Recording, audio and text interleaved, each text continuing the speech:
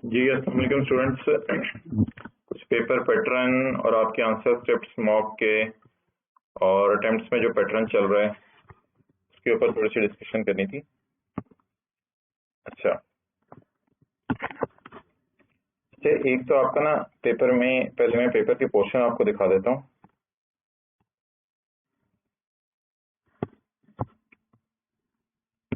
ये एक आपका होता है पेपर में पार्ट ए और एक आपका होता है पेपर में पार्ट बी। अच्छा, ब्लैक पेन आपने यूज करना है। MCQs must be answered, answer script obviously question paper पे आपने नहीं करना है। एक होता है सेक्शन ए, इसमें ना शॉर्ट क्वेश्चंस आते हैं, जैसे क्वेश्चन 1 7 नंबर का, क्वेश्चन 2 8 नंबर का आया हुआ है, क्वेश्चन 3 8 नंबर का आया हुआ है, क्वेश्चन 4 में एमसीक्यूज हैं। जब ये सेक्शन ए खत्म हो जाता है ना, तो फिर यहाँ से शुरू होता है सेक्शन बी, इसमें लॉन्ग क्वेश्चन है। तो लॉन्ग क्वेश्चन जो है वो 18 से 20 नंबर के हैं, 4 क्वेश्चन लॉन्ग होंगे। अच्छा, अब अगर आप थोड़ा सा अटेम्प्ट्स का एनालाइज करें तो ये लेटेस्ट अटेम्प्ट थी सितंबर 21 की, फिर मार्च 21, सितंबर 20, मार्च 20, सितंबर 19। तो ये मैं कोशिश करूंगा ये फाइल साथ अटैच भी कर दूं पीडीएफ की। तो ये एमसीक्यूज टेस्ट हुए हैं, इनसे तो आपने क्या कंक्लूजन ड्रॉ करना और इनको मैं क्या आप डिस्कस करूं, इसको छोड़ें। अच्छा, इसमें आईएएस स्टेट के भी ऑब्वियसली टेस्ट हुए थे, लेकिन अब तो वो सिलेबस से निकल चुका हुआ है, तो मैंने लिख के काट दिए हैं ऐसे ही। अच्छा, इसके बाद ये है शॉर्ट टॉपिक्स। अच्छा, ये टॉपिक्स हैं, इनमें से ना 8 से 9 नंबर का सवाल आता है। ये जो हमारे टॉपिक्स हैं इनमें से 8 से 9 नंबर का सवाल आता है। आईएएस 41, आईएएस 21, आईएफआरएस 8 और आईएफआरएस 9 और एथिक्स।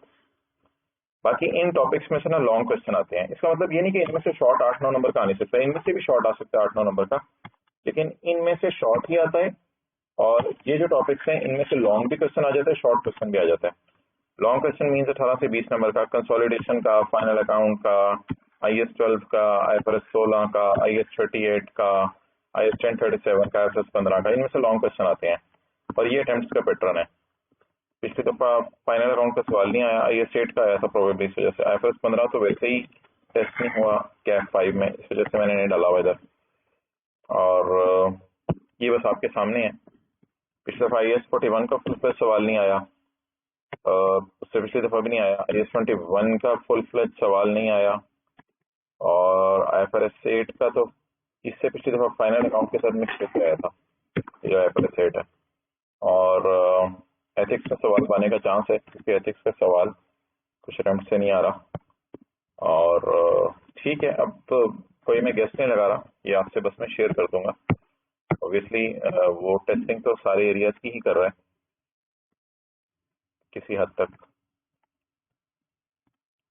अच्छा, अगली बात मोहतरम ये है कि एग्जामिनर कमेंट्स। ये लेटेस्ट अटेम्प्ट का पेपर था, इसमें इसने लिखा हुआ था ओवरऑल पासिंग परसेंटेज 46% थी, जो कि काफी बेहतर है पिछली दफा से। The examiners performed well in section A, वो जो शॉर्ट क्वेश्चंस थे, but performed in section B was poor because of question except for question 5। Consolidation का क्वेश्चन कहते हैं सबने अच्छा किया, क्योंकि शायद कंसोलिडेशन ही करते रहते हैं दिन रात, उसका क्वेश्चन अच्छा किया, बाकी क्वेश्चन उन्होंने पुअर सॉल्व किए। और हाईएस्ट बच्चे के जो मार्क्स आए कहते हैं वो 97 आए लेटेस्ट रन में। अच्छा, इसके बाद पुअर परफॉर्मेंस की क्वेश्चन 6 और 8 में 6 लीज का था, 8 आईएएस 1037 का था। तो कहते हैं हालांकि आईएएस 1037 मैंने वही चीजें पूछी हैं जो पास में पूछता रहा हूँ। आईएएस 1037 में लिखने में इशू है, तो how to write down in paper वाला जरूर अच्छे तरीके से कीजिएगा। ये क्वेश्चन 1 था कोई लेटेस्ट अटेम्प्ट में, इसमें कहते हैं performance was observed in this question. इससे आपको क्या फायदा होगा, अभी तो कोई फायदा नहीं होगा बात करने का। अच्छा, ये फाइनेंशियल इंस्ट्रूमेंट्स में ना कई जगह 2 ऑप्शंस होती हैं, या इस पे रख लें या इस मॉडल पे रख लें, या एफपीटीपीएल पे रख लें या एफपीटीओसीए पे रख लें, जैसे लॉन्ग टर्म शेयर्स वाले हैं। तो उसमें कहते हैं मैंने ऑप्शंस पूछी हुई थी, तो इसने ऑप्शंस डिस्कस नहीं की। अच्छा, इसके बाद एमसीक्यूज थे कोई पेपर में, तो कहते हैं कि ये 2 एमसीक्यूज वेल आंसर नहीं हुए, बाकी एमसीक्यूज अच्छे आंसर हो गए। अच्छा, अब जो काम की बात है वो यहाँ लिखी हुई है। Many examiners wasted valuable time in reproducing the wordings of correct option instead of only mentioning the serial number of the option. आपने एमसीक्यू के क्वेश्चन की वर्डिंग रिपीट नहीं करनी, वो ये कह रहा है। करेक्ट ऑप्शन की वर्डिंग्स रिपीट करते जाएं, यानी कि the biological asset should be kept at fair value less cost to sell. कहते हैं ऑप्शन बता दें, ऑप्शन ए या बी टिक करते हैं बस, इसकी अंग्रेजी लिखने की जरूरत नहीं है। आई होप आपको बात समझ आ गई होगी। फिर कोई एक क्वेश्चन था नोट ऑफ टैक्सेशन, इसमें प्रायर ईयर प्रेजेंट नहीं किया गया था। आपको याद है सीटी प्रायर सीटी डीटी और सीटी प्रायर एक चीज होती है, कहते हैं वो स्टूडेंट्स ने मिस की। कहते हैं डेफर्ड टैक्स आपने 3 चीजों पे निकालना भूल गए, राइट ऑफ यूज पे, लीज, लायबिलिटी पे। फिर IAS 1037 का सवाल है, उसमें इसने लिखा हुआ है it was noted that proper reasoning for the same was not given. Conclusion आपका सही था लेकिन रीजनिंग नहीं दी थी। तो how to write down in paper वाला जो है ना वो अच्छे तरीके से कीजिएगा ताकि आपको रीजनिंग देनी आए। उससे पिछले टर्न में ICAP के एग्जाम कमेंट्स से it was observe that examiner spent a lot of time to complete the answer specially question based on consolidation. Consolidation पे ही सारा टाइम लगा दिया, resultantly they were not able to complete the paper within the allocated time. Therefore उनको ये मशवरा दिया जाता है कि जैसे ही एक सवाल का पर्टिकुलर टाइम खत्म हो तो अगले सवाल की तरफ स्विच कर दें ताकि सारे सवाल कर सकें। तो मोहतरम 10 नंबर का सवाल है तो उसके लिए आपके पास पेपर में 18 मिनट होंगे, 1.8 के एतबार से होती है जनाब। और 20 मिनट का सवाल है तो पेपर में 36 मिनट होंगे। तो 18 मिनट 10 नंबर के सवाल पे जब आपने 18 मिनट लगा दिए, अगर आप इस पे 30 मिनट लगा देंगे तो ऑब्वियसली अगले आसान मार्क्स आप लूज कर रहे होंगे। तो मेजर एडजस्टमेंट सवाल की कर लिया करें पहले 18 मिनट में, और जो चीज समझ ना आ रही है उसको कुछ भी अज्यूम करके कुछ भी करके उसे कर दिया करें, चला दिया करें आगे, ताकि 20 मिनट तक मैक्सिमम 1-2 मिनट एक्स्ट्रा लेके, वैसे तो वो भी ना लें, 16 मिनट पे ही आपको एहतियात होनी चाहिए कि भाईजान मैंने अगले सवाल में मूव करना है, क्योंकि अगले सवालों में शुरू वाले मार्क्स आसान होते हैं। तो हर सवाल के आधे मार्क्स लेने बड़े आसान होते हैं। ये कुछ क्वेश्चन था लीज का। तो कहते हैं इसमें रेंटल्स मिसिंग थे तो उसे इम्प्लिसिट रेट यूज करना चाहिए था। नहीं, कुछ और लिखा हुआ है, calculations were made using implicit rate दो इट वाज मेंशन। हाँ, तो लेसी का सवाल था, लेसी के सवाल में मैंने कहा था इम्प्लिसिट रेट आपने यूज करना है, लेकिन अगर उससे इम्प्लिसिट रेट पता नहीं है तो फिर इंक्रीमेंटल बोरिंग रेट यूज करना है। तो वो कहता है कि वो बच्चों ने फिर भी इम्प्लिसिट रेट यूज कर लिया था। लीज का कोई सवाल था, उसमें मेच्योरिटी एनालिसिस बच्चे बनाना भूल गए थे, तो उस लीज की ना समरीज देखें ताकि आपको याद रहे किस किस में मेच्योरिटी एनालिसिस बनाना है। फाइनल अकाउंट के सवालों में कहते हैं उसने प्रेजेंटेशन हेडिंग्स नहीं दिए, current asset, non current asset, equity, ये सब टोटल्स नहीं करके दिए।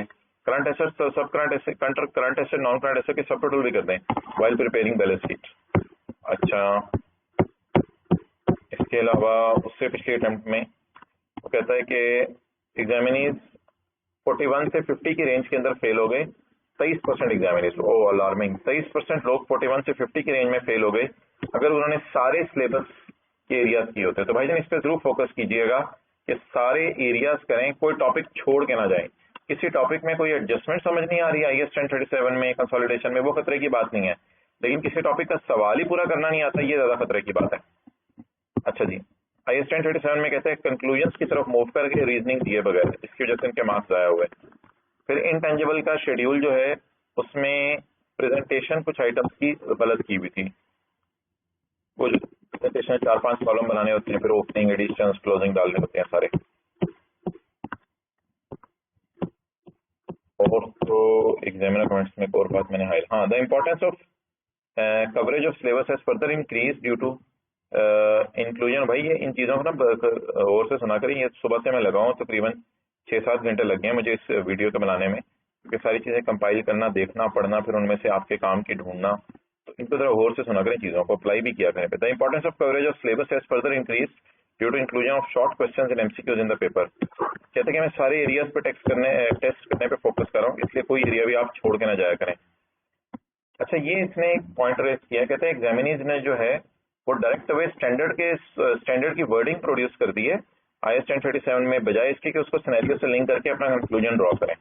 ये बच्चों ने मसला किया। अच्छा, एक और चीज है कि अपनी वेबसाइट के ऊपर अपलोड करता होता है, and that is marking scheme, कि हर पॉइंट के कितने मार्क्स थे। उसमें से मैंने कुछ चीजें आपके लिए हाईलाइट की हैं। समरी ऑफ मार्किंग स्कीम, कहते हैं marking scheme is given as a guide, markers also award marks for alternative approaches. कहते हैं जो सजेस्टेड सोल्यूशन है सिर्फ वही नहीं चलते, अगर किसी ने ऑल्टरनेटिव अप्रोच यूज किया, प्रॉपर रीजन देके, तो उसे भी हम एक्सेप्ट करेंगे। और moreover available marks in answer में exceed the total marks of question. Page में ऐसा होता है, क्वेश्चन होते हैं 8 नंबर का, लेकिन मार्किंग स्कीम में ICAP ने इसके 9 नंबर रखे होते हैं। तो कहते हैं वो अगर मैं रख दूं मार्किंग स्कीम में 9 नंबर तो कोई हर्ज नहीं है, ज्यादा मार्क्स मार्किंग स्कीम में करने पे कहते हैं मुझे कोई पूछने वाला नहीं है। और ये बाकी एग्जामिनिंग बॉडीज दुनिया में करती हैं ताकि बच्चे को जरा फेवर मिले। अच्छा, ये कोई सवाल था जी कंसोलिडेशन का। तो इसमें देखें, इसने गुडविल के 4 नंबर रखे हुए हैं, यानी वर्किंग 1 जो हम करते हैं उसके 4 नंबर रखे हुए हैं। तो इसमें करंट एसेट्स में एडजस्टमेंट्स कम होंगी, इन्वेस्टमेंट एसोसिएट्स जो थी वर्किंग 7 जिसे हम करते हैं उसके इसने 3 मार्क्स रखे हुए हैं। सीआरई की फिगर के इसने 5.5 मार्क्स रखे हुए हैं। सीआरई की जो हम वर्किंग करते हैं ऑब्वियसली उसमें से फिगर ला के बैलेंस शीट के फेस पे रूट करानी होती है। इसके बाद ये कोई टैक्स का सवाल था, इसमें देखें वर्किंग कितनी इंपॉर्टेंट है कि करंट टैक्स की वर्किंग के इसने जो है वो 5 मार्क्स रखे हुए थे, और फिर नोट ऑन टैक्सेशन बनाने के इसने 2 मार्क्स रखे हुए थे, रिकॉन्सिलेशन के 4 मार्क्स रखे हुए थे इसने। रिकॉन्सिलेशन जरूरी नहीं मैच करे, लेकिन उसमें सारे आइटम्स जो डालने हैं वो जरूर डालने चाहिए हमें। Deferred tax liability as on वाली जो वर्किंग होती हैं उसके भी इसने 5 और 2 मार्क्स रखे हुए। अच्छा, फिर उसके बाद ये जो बैलेंस शीट थी ना, एक सवाल में बैलेंस शीट मांगी थी फाइनल अकाउंट के, तो कहते हैं सरप्लस और अनपेड डिविडेंड फेस पे शो करना होता है, इसके मैंने मार्क्स रखे हुए हैं। हर लाइन आइटम के मैंने 5 मार्क्स रखे हुए हैं। इसका मतलब है कि डेटर क्रेडिटर कोई ऐसी फिगर जो सवाल के अंदर आप पोस्ट कर दें और वो सवाल के अंदर अनएडजस्टेड ही पोस्ट कर दें तो अनएडजस्टेड के भी वो मार्क्स देगा। हेडिंग्स वगैरह के मार्क्स रखे हुए, current asset, non current asset, balance sheet, और ये 4-5 इसने नोट पूछे थे, कहते हैं नोट्स की हेडिंग्स देनी थी। और कोई ऐसी, हाँ एक और चीज हाईलाइट की है, ये प्रेजेंटेशन ऑफ नोट IAS 38 का नोट आया था, इसमें addition, amortisation, impairment, other disclosure जो नोट की दुमें होती हैं वो, और प्रेजेंटेशन ऑफ नोट यानी हेडिंग्स वगैरह, और 4-5 नाम यानी कि इंटेंजिबल्स कौन कौन से हैं, लाइसेंसेज हैं, पेटेंट्स हैं, उनकी प्रेजेंटेशन, तो कहते हैं इस पे भी आपने फोकस करना था। ये उसने मार्किंग स्कीम बता दी, ये क्या ओपन हो गया। अच्छा, इसके बाद जी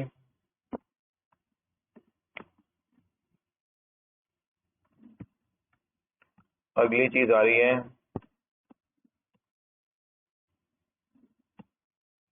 एग्जामिनर कमेंट्स भी हो गए। हाँ, आपके आंसर स्क्रिप्ट की तरफ मैं आता हूँ। ठीक है, ये सारी चीजें कवर हो गई, ये भी हो गया, ये भी हो गया, ये भी हो गया। हाँ, अब आपके आंसर स्क्रिप्ट, ये हमारा जी सबसे मेन एरिया है। अच्छा, ये जो मॉक हुआ था उस मॉक के अंदर आया था सवाल बड़ा अच्छा था, मैं कहूँगा आप लोग जरूर उसको कीजिएगा और खासतौर पर इसकी थ्योरी को देखिएगा किस तरह लिखना होता है। अच्छा, इसमें मॉक जिन्होंने नहीं दिया वो भी इस डिस्कशन को बड़े शौक से सुने। यार बच्चों को ना एक चीज आइडेंटिफाई करने में मसला हुआ कि इन्वेस्टमेंट इन डिवेंचर है या फाइनेंशियल लाइबिलिटी है, क्योंकि इन्वेस्टमेंट इन डिवेंचर की एसेट वाली एंट्रीज होती हैं और लाइबिलिटी की लोन वाली एंट्रीज होती हैं। और कुछ बच्चों ने तो P2S S2P को ही उल्टा ब्लेंडर मार दिया, P2S S2P को मिक्स कर दिया आपस में। बाकी IFRS 15 IAS 1037 और एथिक्स के अंदर बड़ी वीकनेस महसूस हुई है मोहतरम। तो IAS 1037 में क्लास में अक्सर हाउ टू राइट डाउन का डिस्कशन होती हुई थी। IFRS 15 के अंदर मोहतरम अगर आपको वैसे तो 5 स्टेप्स में से जो स्टेप मांगा है, अगर थ्योरी का सवाल आया तो उस स्टेप पे ज्यादा फोकस करें। लेकिन यार अगर सवाल नहीं हो पा रहा तो आप ये तो लिख सकते हैं, देयर इज अ 5 स्टेप्स पे लिख दें, there is a contract between this party and this party and the contract meets its conditions. अगली बात आप लिख दें there are 2 performance obligations that is this and this because these are distinct. और तीसरी बात आप लिख दें परफॉर्मेंस ऑब्लिगेशन के बाद the transaction price in this scenario is rupees इतने। फिर चौथी बात लिख दें the transaction price will be allocated between the 2 performance obligations as follows, या फिर there is only 1 performance obligation so transaction price will not be allocated।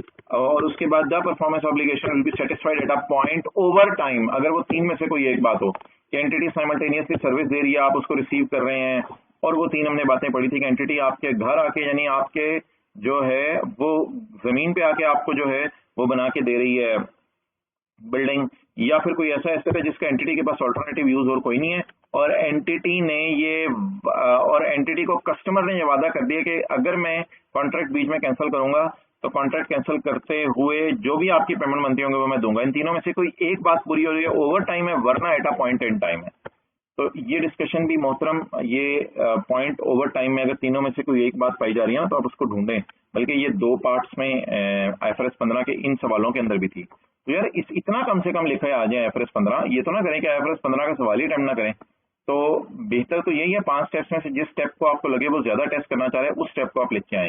लेकिन फिर भी अगर खुदा ना खास्ता ना लिखा जा रहा हो तो ये 5 बातें तो सवाल में से ढूंढ के लिख के आए ना, ताकि आपको जितने मार्क्स बतने हैं उतने बते हुए। सिग्निफिकेंट फाइनेंसिंग कंपोनेंट पूछा हुआ है तो ज्यादा डिस्कशन मुझे पता है उसी के ऊपर आप करेंगे, लेकिन कुछ भी आपसे काबू नहीं आ रहा तो ये 5 स्टेप्स को एक एक लाइन तो इनकी लिख के आए ना, ताकि कुछ तो उसको पता चलेगा आपने थ्योरी का सवाल सॉल्व किया।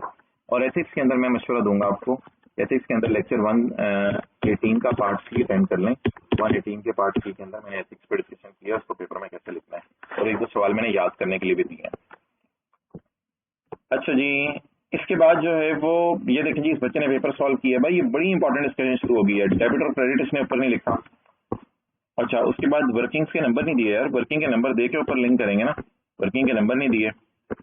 ये IFRS 9 का इनका सवाल चल रहा था। अच्छा जी, इसके बाद यार ये देखें, consolidated statement of comprehensive income मांगी है। सवाल की मेन रिक्वायरमेंट है, अब आप PBT और पैट अगर लिखें तो ये तो मुनासिब नहीं है ना। तो सवाल की जो मेन रिक्वायरमेंट है उसमें तो एब्रीविएशन यूज करना ही नहीं कि एक्सेप्टेबल नहीं है, जहाँ पूरा लिखे नॉन कंट्रोलिंग इंटरेस्ट। हाँ, वर्किंग्स में शायद किसी हद तक एक्सेप्टेबल हो, लेकिन फेस के ऊपर तो ऐसा ना करे ना यार। ये देखो, फेस के ऊपर CRE लिख रहा है, फेस के ऊपर NCA लिख रहा है, ये तो मुनासिब नहीं है। और आगे जी, आगे आगे आगे हिम्मत से हौसले से आपने डिस्कशन अटेंड करते रहने। भैया ये बीच में S2P एक लिख दिया इन्होंने, बजाय इसके कि वर्किंग का रेफरेंस दें, तो वर्किंग का रेफरेंस भी दिया गया साथ साथ। अच्छा यार, ये सवाल जो है IFRS 15 का था, इसमें एक्सप्लेनेशन चाहिए थी, और ये सिर्फ इधर जो है मैंने कैलकुलेशन कर दी है, एक्सप्लेनेशन नहीं दी। एक्सप्लेनेशन हल्की सी एक लाइन नीचे लिखती है, लेकिन पहले एक्सप्लेनेशन दें क्योंकि सवाल एक्सप्लेनेशन के, एक्सप्लेनेशन के सवाल में बीच में फिगर साथ साथ आप निकाल सकते हैं वर्किंग रेफरेंस देके, लेकिन मेन चीज ये ना बनाएं कि आप जो है वो फिगर्स ही निकाल दें और एक्सप्लेनेशन दें ना। ये प्रोफेशनल कॉम्पिटेंस के बारे में इन्होंने लिख तो दिया, लेकिन मेरे भाई थ्योरी ऑफ बुक भी तो लिखे ना। मुझे मैंने लेक्चर 118 पार्ट C में डिस्कशन भी की है इसके ऊपर फोकस करने के लिए दोबारा। ऑब्वियसली ये मार्क्स के बाद अपलोड हुआ था लेक्चर 118 पार्ट C, लेकिन प्लीज इसका मतलब ये नहीं कि किताब की एक दो लाइन की थ्योरी ना लिखी, आपने सिर्फ सिनेरियो से लिंक किया, किताब की थ्योरी नहीं लिखी। अच्छा, इसके बाद यार ऐसा तो ना करें ना, अल्फाज किताब के यूज करें। He should be straight forward and honours in his field, in his field नहीं, वो जो अल्फाज किताब में लिखे हुए इंटेग्रिटी के, वो एक डेढ़ लाइन यहाँ पे उठा के लिखें। अच्छा, इसके बाद ये IF 41 का सवाल आया था यार, उसमें जनरल एंट्रीज मांगी थी। मतलब अगर जनरल एंट्रीज मांगी है तो आप प्राइस और फिजिकल चेंज के चक्कर में पड़ेंगे तो आपको तो टाइम जाया हो रहा है सारा सवाल के अंदर। अच्छा, इसके बाद जो है वो यार रीलोकेशन को मानना कि रीलोकेशन की प्रोविजन नहीं बनेगी, लेकिन प्लीज मैंने कहा था IFRS खोल के या जबानी आप लिख दें as these relate to future conduct of business, तो ये लॉजिक भी तो साथ लिख के आए ना। लॉजिक लिखे बगैर अगर आप लिख रहे हैं तो फिर तो आप एक्सपेक्ट ना करें कि वो आपको ऑनर करेगा। अच्छा, अब ये कॉन्ट्रैक्ट B था, इन्होंने सारा कंक्लूजन वगैरह सब कुछ दे दिया। ये IFRS 15 का सवाल था, लेकिन ये नहीं बताया कि ये कॉन्ट्रैक्ट मॉडिफिकेशन है। तो कॉन्ट्रैक्ट मॉडिफिकेशन का लफ्ज आप लिख के आए और बताएं ये कॉन्ट्रैक्ट मॉडिफिकेशन है। ये अटेंड करते हैं सारी डिस्कशन आराम से। यार ये इनडायरेक्ट कॉस्ट या इनिशियल डायरेक्ट कॉस्ट होती है, वैसे भी इनडायरेक्ट कॉस्ट नहीं होती भाईजान, ये कोई अकाउंट नहीं है। IDC को इस right of use lease liability वाले सिनेरियो के अंदर हमने एसेट की राइट ऑफ यूज की कॉस्ट में डालना होता है, ना कि IDC को एक्सपेंसेस में डाल के अलग से एंट्री करनी होती है। तो ये कोई लफ्ज नहीं है, ऐसा लफ्ज मैंने क्लास में कभी यूज नहीं किया, IDC डेबिट कैश क्रेडिट, तो दिस इज नॉट अप्रोप्रिएट। अच्छा, ये देखें यार, शेयर ऑफ पेरेंट ओनर्स और TCA कर दिया, सॉरी हाँ पेरेंट का शेयर और NCA कर दिया, टोटल इससे किया नहीं, टोटल यही होता है ना पैट वाला, तो ये टोटल तो लिखे आप। अच्छा, इसके बाद ये देखें यार, extracts of what, statement of financial position, note to the financial statements, क्या चीज है, किस चीज के ये एक्सट्रैक्ट्स हैं, तो ये नहीं बताया गया। अच्छा, अगली बात,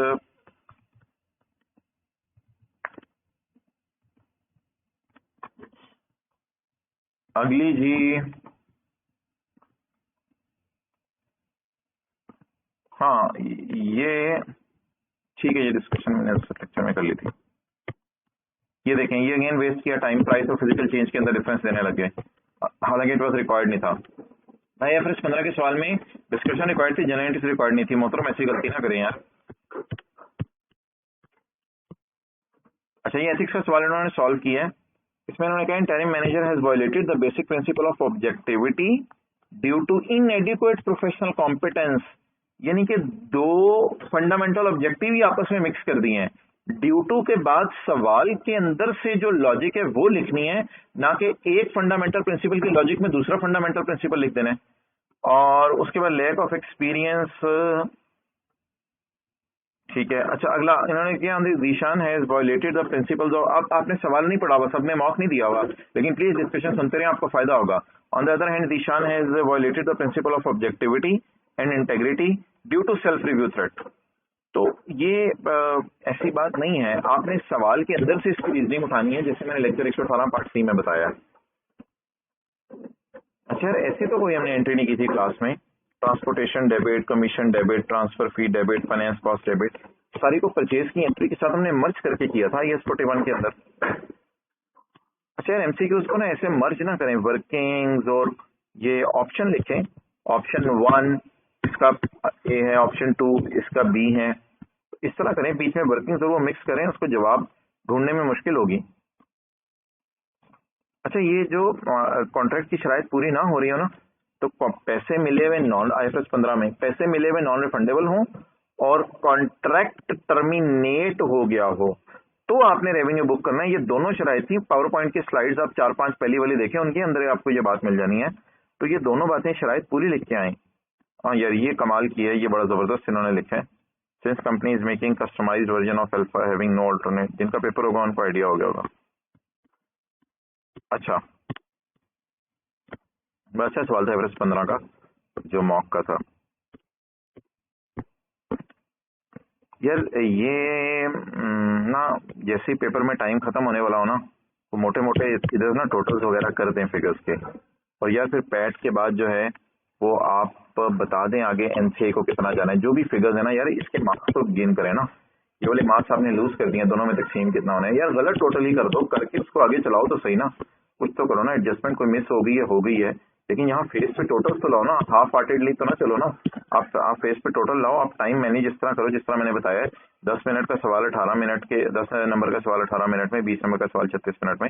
तो कुछ ना कुछ देखो, इन फिगर्स के कैरी डाउन निकालो और कैरी डाउन निकाल के फेस पे पोस्ट करो। पता चल गया कि आपसे कुछ एडजस्टमेंट्स नहीं है, लेकिन फिर 2-3 मिनट में एडजस्टमेंट्स को फारक करो, फारक करके कैरी डाउन को पोस्ट करके जो भी समझ आ रहा है फेस पे लेके जाने के मार्क्स तो लो ना चीजों के। अच्छा, इसके बाद ये जो सवाल था ना, क्या कहते हैं, IFRS 9 का, अब इसमें ना बैलेंस शीट मांगी नहीं हुई थी, तो इसलिए इसकी फिर जरूरत नहीं थी कि बैलेंस हैज ऑन कितना है, इसका डेबिट क्रेडिट, यानी कि वो जो OCI का बैलेंस साथ साथ निकालना होता है ना, उसकी जरूरत नहीं थी, क्योंकि क्लास में बैलेंस शीट साथ मांगी होती थी, इसमें बैलेंस शीट नहीं मांगी हुई थी। Try to save the time in paper. अच्छा, इसके बाद देखें, आप टी काउंट आप बना रहे हैं, तो टी काउंट बनाने में ज्यादा टाइम वेस्ट ना करें, बस OCI बैलेंसिंग निकाल दें, खत्म करें बात को। फेयर वैल्यू रिजर्व वो सारा लिखने में, क्योंकि टी काउंट मेन सवाल की रिक्वायरमेंट नहीं है, सवाल की मेन रिक्वायरमेंट जनरल एंट्रीज हैं, तो इसमें बहुत टाइम लग जाएगा इन चीजों के अंदर। और बस कैरी डाउन और ब्रॉड डाउन आपने लिख दिया, किसी एक साल में यकम जनवरी लिख दें, जो यकम जनवरी लिखते हैं, बाद में 31/12 लिखने की जरूरत नहीं है। T accounts are not required. तो सवाल की रिक्वायरमेंट है जनरल एंट्रीज है। हाँ, यहाँ पे तो आप ऑब्वियसली डेट्स लिखेंगे बात समझाने के लिए एग्जामिनर को। अच्छा, इसके बाद यहाँ पे ना डायरेक्ट कंक्लूजन पे जंप ना करें, बुक की इंग्लिश जरूर लिखें एथिक्स के अंदर। और अगला जो है, again price change, physical change सब स्टूडेंट्स ने ऑलमोस्ट किया है, हालांकि it was not required at all. Data दिया हुआ था सवाल में, लेकिन वो रिक्वायर्ड नहीं था। अच्छा, ये पार्ट ए, एक ही पार्ट था सवाल का, लेकिन इसी को 1, 2, 3 के एडजस्टमेंट्स उठा के ज्यादा सफों पे लेके जाने की जरूरत नहीं है। जब पार्ट ए है तो उसको फिर इसी तरह करें। और ये बहरहाल अप्रोच अच्छी है कि जैसे ही सवाल शुरू हो तो आप क्वेश्चन 4 और उसका पार्ट लिख दें, ताकि एग्जामिनर को टेस्ट करने के अंदर आसानी हो। और अच्छा, ये ना ये रॉन्ग कैलकुलेशन हुई है।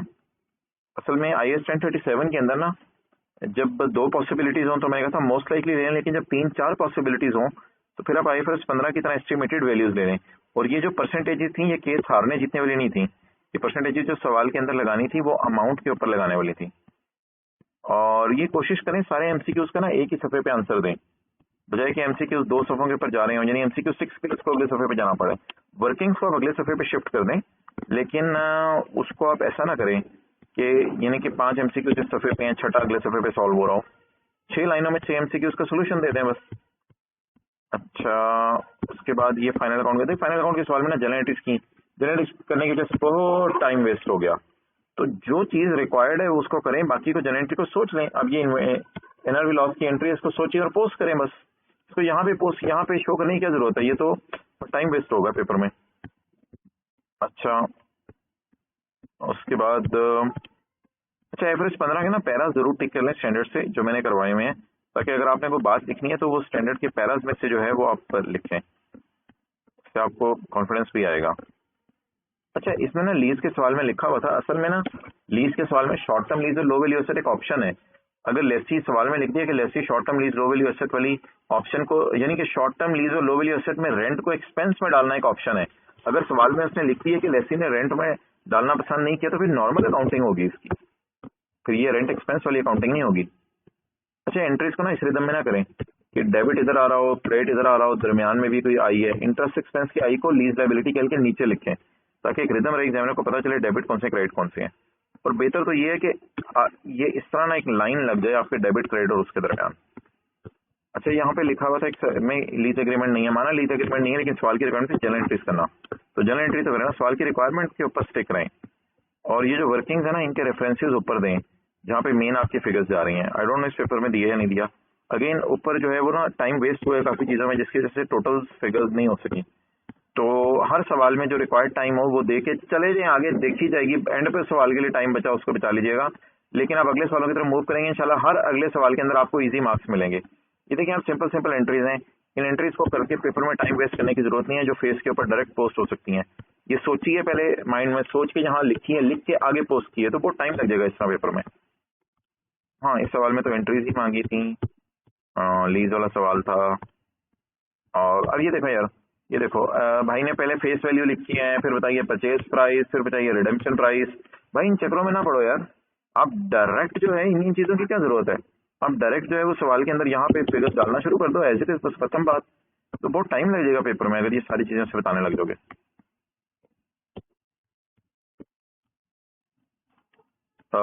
अकाउंटिंग डिप्रेशन और टेक्स्ट डिप्रेशन है यार, जो भी है वो लिखो ना पूरा यार, ऐसे तो ना करो ना, मेन सवाल की चीज आप कर रहे हो और फिर अगेन ये फिर कहीं टाइम आपने वेस्ट किया जिसकी वजह से यहाँ पे आपको टाइम नहीं मिला टोटल्स करने का।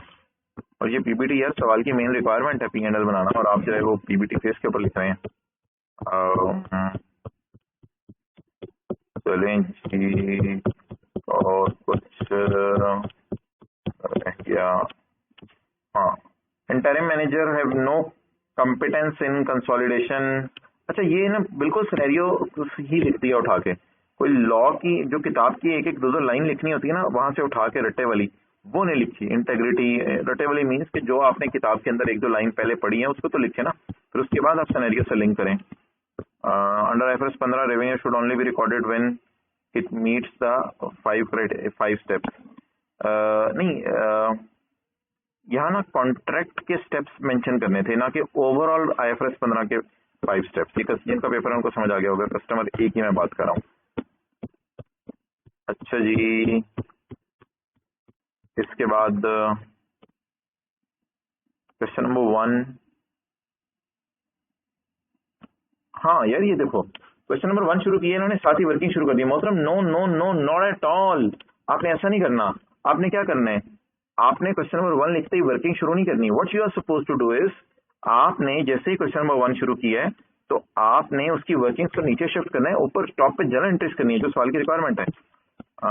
देखिए आपने जनरल एंट्रीज बहुत आगे जाके की हैं, वो सवाल के मेन फेस के ऊपर आनी चाहिए थी। अच्छा यार, इतने छोटे छोटे एथिक्स के तो सोल्यूशन ना दो, एक दो लाइन किताब से लिखो, फिर एक दो लाइन सिनेरियो से लिंक करो, जैसे मैंने लेक्चर 18 पार्ट C में बताया। ये क्या लिखा हुआ है, memorise how to write down. हाँ यार प्लीज आइए स्टैंडर्ड 37 में मेमोराइज करें चीजों को, how to write down in paper. जो मैंने how to write down in paper वाले सफों को जरा इंपॉर्टेंस दें। बाकी इंशाल्लाह हिम्मत करें, हर सवाल आधा पेपर में हो सकता है। सिलेबस के सारे एरियाज को जो है वो कवर अप करें, सिलेबस के सारे एरियाज कवर अप करेंगे इंशाल्लाह हो जाएगा।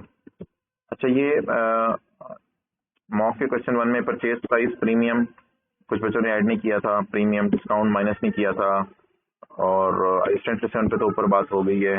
इस तरह कंसोलिडेशन के सवाल में उन्होंने बहुत सी चीजें मिस कर दी थी, और IFRS 15 का तो सवाल सॉल्व भी नहीं किया, ये भी मुनासिब नहीं। सॉल्व करके उसको जरूर सिनेरियो को लिंक करें। MCQs में कुछ में ज्यादा ऑप्शन थी तो उन्होंने उनको टिक नहीं किया, तो इसलिए जरा बोर्ड से ना तसल्ली से सवाल को पढ़ के सारी चीजें देख के फिर जो है वो आप लेके चला गए। माना कि अक्सर MCQs में एक ही ऑप्शन टिक करनी होती है, कई दफा उसमें लिखा होता है विच वन, तो फिर तो एक ही करनी होती है, लेकिन विच ऑफ द फॉलोइंग में फिर एक भी हो सकती है, एक से ज्यादा भी हो सकती है। तो जरा ना थोड़ा सा अटेंटिवली रह के पेपर को सॉल्व करना है आपने। ठीक है जी, इंशाल्लाह। अब हमारा क्या रह गया, वो थोड़े से मैंने आपसे कहा था कोई 20-25 मिनट की MCQ की डिस्कशन शेयर करूंगा, वो भी आजकल मैं कर लूंगा। शायद वो कंसोलिडेशन का कह रहे थे, एसोसिएट्स का पास पेपर क्वेश्चन 4 है, वो अगर किसी ने अटेंड करनी है वो डिस्कशन वो कर दूंगा। तो बाकी तो ठीक है, तो ओवर करते हैं।